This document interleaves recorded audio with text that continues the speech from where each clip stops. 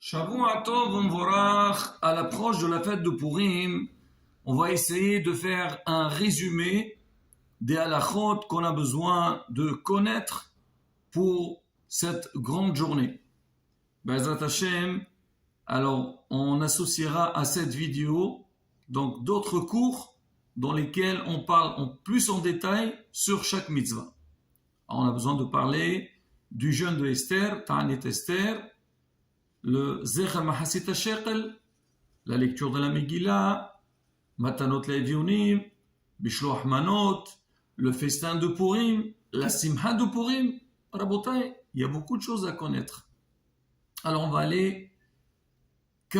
parler cas par cas. Premier cas, donc le jeûne, donc on appelle Ta'anit Esther. En fait, c'est un jeûne qui était instauré par rapport à la guerre que Am Israël avait fait dans le passé, parce qu'Aman voulait les exterminer, et donc c'était prévu le 13 Adar. Donc il y a eu la guerre, et Am Israël ce jour-là, ils ont prié, ils ont jeûné pour qu'Akadosh Baruch Hu les aide et gagner la guerre.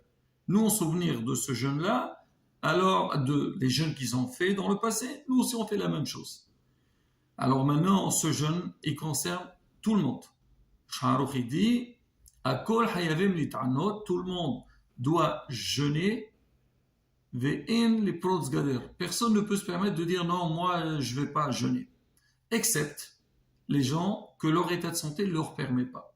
Par exemple, les femmes enceintes, les femmes qui viennent d'accoucher ou qui allaitent, les gens, les vieux qui n'ont pas beaucoup de force, ils sont faibles, quelqu'un qui est malade, même il n'est pas dans un état de danger, il est dispensé.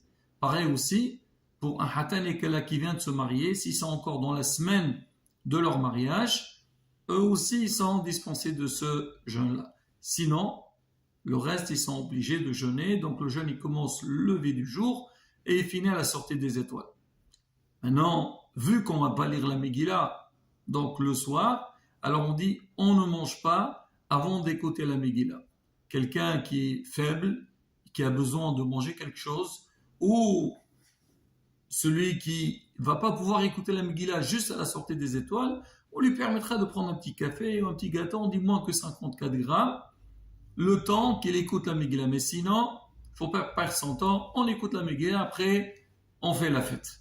Ça c'est concernant le jeûne de la veille de Purim. Après, il y a ce qu'on appelle Zecher Mahasit HaShekel. Donc, à l'époque de Beth HaMikdash, on donnait cette somme-là, c'était pour les sacrifices de la nouvelle année qui était donc le mois le Rosh Chodesh Nissan. Aujourd'hui, nous, on fait un souvenir de ça parce que malheureusement, on n'a pas le Beth HaMikdash. On dit que depuis Rosh Chodesh Adar, Machrizim ala Shkalim, on doit proclamer partout qu'on doit donner. Alors, c'est qui est concerné par cette mitzvah? On dit, normalement, c'est à partir de l'âge de 13 ans. 13 ans et plus, ils doivent donner. Ceux qui sont moins de 13 ans, les femmes aussi, normalement, ils n'ont pas d'obligation. Mais aujourd'hui, beaucoup de posrim, ils disent, il faut donner pour tout le monde. Maran Avoda Yosef, il dit, il faut donner pour les femmes. C'est vrai, le vinaigre de Djerba, il ne donne pas pour les femmes, mais celui qui peut donner, pourquoi pas? Alors maintenant, c'est quoi la valeur? Alors il y a une différence entre Ashkenazim et Sfaradim. Selon les Ashkenazim, il faut donner 3 fois la moitié de la monnaie du pays. Par exemple, on est en France, donc 1 demi-euro fois 3, 1,5 €. En Israël, 1 shekel et demi, et ainsi de suite. Mais pour les Sfaradim, non. On donne la valeur qu'on donnait à l'époque, qui était à peu près 9 grammes d'argent pur. Alors maintenant, on dit qu'il ne faut pas être très précis sur ce don de Zecher Mahaset HaShekel. Pourquoi?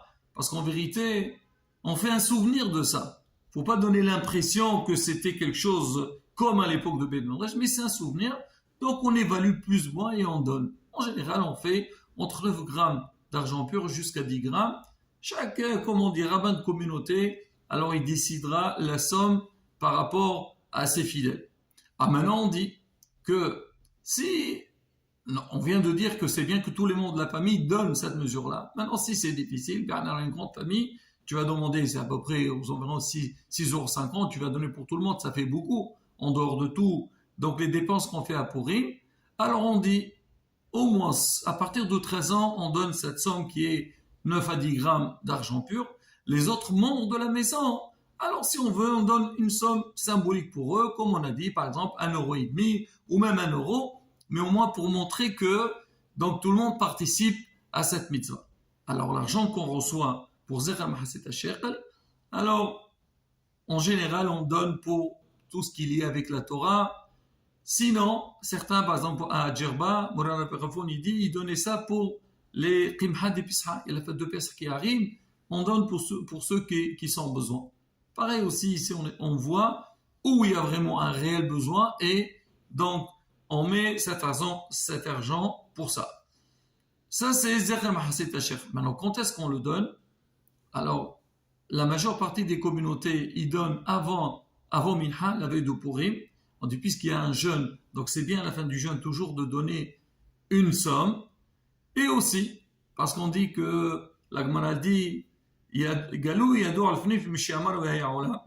Kadosh Baruch Hu, il savait que Haman, il allait donner de l'argent à Hachvérosh pour décréter contre l'Am Israël.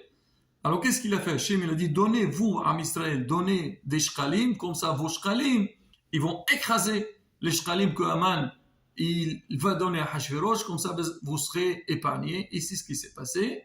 Alors nous, pareil, on fait ça avant l'entrée de Purim, alors on donne cette somme-là. Notre minag, le minag donc de Djerbal, le Bechelfoun, alors on donne le matin. Alors c'est quoi la raison? Déjà le matin on donne avant la lecture de la Megillah. Toujours on a respecté, c'est qu'on fait ce don-là avant les shkalim de Haman. Alors une des raisons qu'on donne, pourquoi on laisse pour le matin, parce que ça arrive beaucoup de fois, il y a des gens ils comprennent pas, ils savent pas qu'à Purim, qu'il y a beaucoup de mitzvot. Ils pensent, voilà, parmi les mitzvot de Purim, c'est donner de l'argent. Eux, ils savent pas. Il y a ce qu'on appelle Zera Mahaset, et aussi Matanot La'evionim. Ce sont deux mitzvot complètement différentes.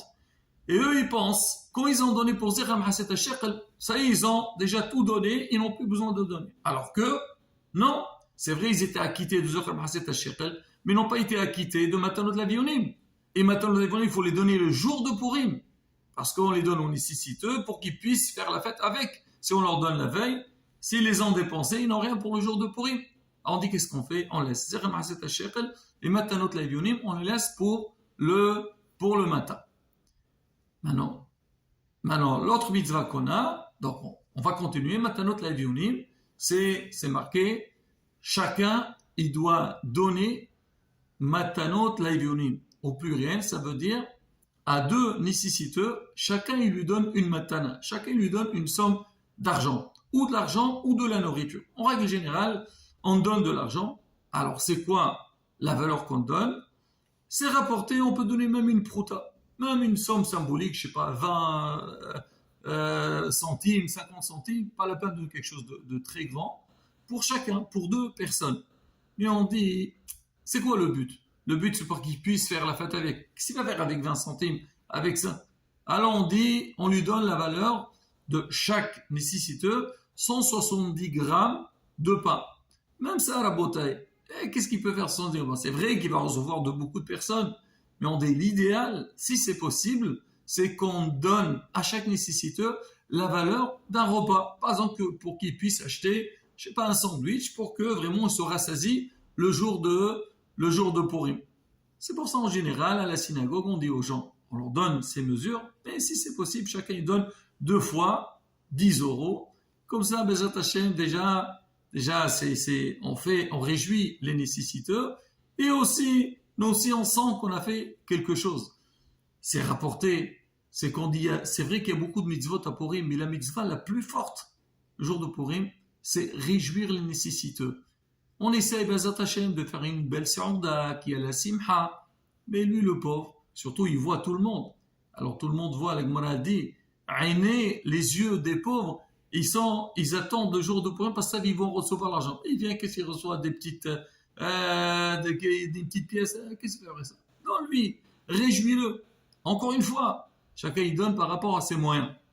Alors maintenant, si quelqu'un il n'a pas vraiment les moyens, alors il donne ceux qui sont après la bar mitzvah aussi bien les hommes que les femmes, ils donnent une somme, une bonne somme. Maintenant, pour les enfants, on donne une somme symbolique. Et surtout, si les enfants vont dire, allez-y, donner, pour qu'eux, ils sentent aussi cette mitzvah et qu'ils apprennent à faire du hesed. Ça, c'est Matonot Levioni. Maintenant, il y a Mishloach Manot. Alors, Matonot Levioni, il faut que on le fait le jour, pas le soir. C'est les échanges des mets, des plats. Là, il faut donner de la nourriture. On dit Mishloach Manot Ish Le'erahu. Donc, l'obligation pour une seule personne. Mais quand tu envoies, il faut qu'il y ait deux sortes. On peut donner du manger et une boisson. Chacun donne ce qu'il veut. Là aussi, Rabotai, il faut donner quelque chose qu'on appelle mechoubad, quelque chose de respectueux. En fait, c'est quoi le but? Le but, c'est agrandir la ahava, l'amour dans le clan d'Israël.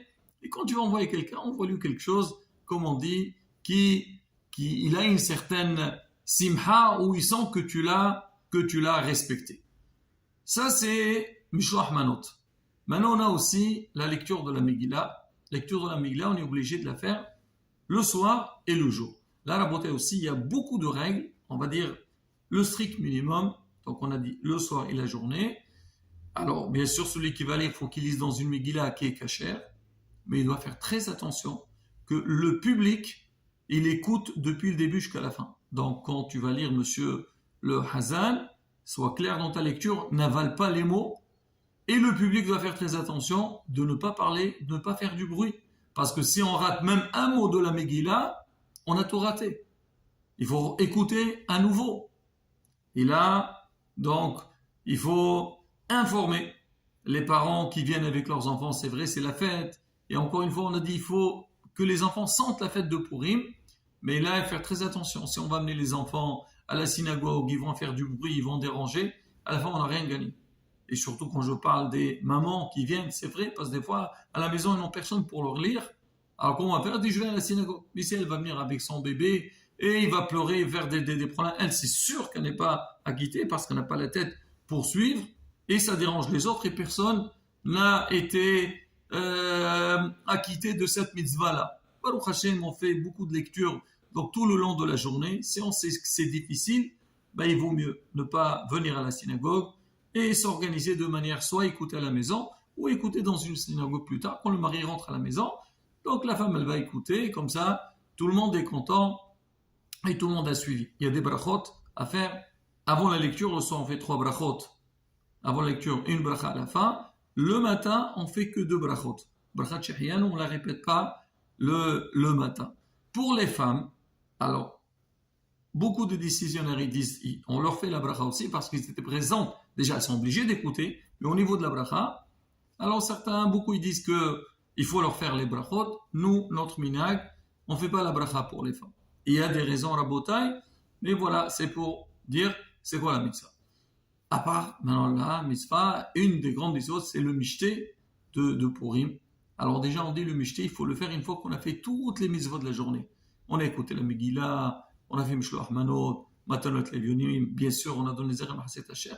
Là, il faut faire le mishté, c'est marqué Hayab Adam Nismoah, il faut se réjouir le jour de Purim et faire une Seouda Mechoubedet. C'est marqué, il faut manger du pain dans cette Seouda-là. Il y a Alanissim dans Birkat Amazon et dans la prière, mais faire très attention de ne pas la faire tard. Il y a beaucoup de gens, comme ils sont très occupés la journée de Purim, ils font la Seouda en fin de journée. Mais si tu l'as fait juste avant la tombée de la nuit, tu ne l'as pas fait le jour du 14, tu l'as fait le 15. Alors il faut la faire, même si on veut la faire. Donc en fin de journée, il faut la faire un peu tôt et après on peut rester autant qu'on veut jusqu'à même le soir et on fait aussi à l'anissim. Bien sûr, boire à Purim, mais encore une fois, boire pour se réjouir et ne pas faire le fou ou faire n'importe quoi chez Mishmor. On ne va pas boire pour à la fin on fait n'importe quoi. Elle est où la fête? Et faire les choses comme on dit, comme il faut les Shem Shamayim. Voilà la bataille, donc un petit résumé des halachot du jour de Purim. Et Bezat Hashem, donc on espère qu'on pourra bien faire donc les mises comme il faut. Et encore une fois, donc je vous invite de voir les cours qu'on a associés à cette vidéo pour vraiment bien comprendre le sens de chaque mitzvah et les faire convenablement. Et Rassan Shinizke, la Hogit Hagga Purim, Be Simha Uptov Levav, Inizki la Gola Shlema B'mihra Be'amenu, Amen, Ken Yarason, Purim Sameach.